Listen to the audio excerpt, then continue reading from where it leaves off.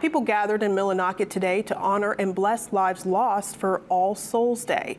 There are 2 headstones in the Millinocket Cemetery dedicated to the unknown amount of children who died of the Spanish flu, a pandemic that spanned from 1918 to 1920.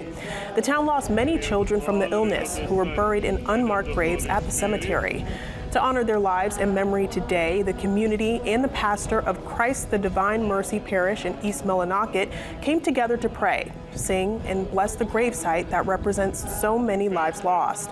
Despite the 100 years that have passed since the Spanish flu, organizers say it's important to keep the children and thoughts in prayers. The future, the generation should know that this is the place where those children were buried, so that no one will disturb this place, and also people will remember them and pray for them. Father Savio says if you want to take part in All Souls Day, all you have to do is think of and pray for someone you have lost.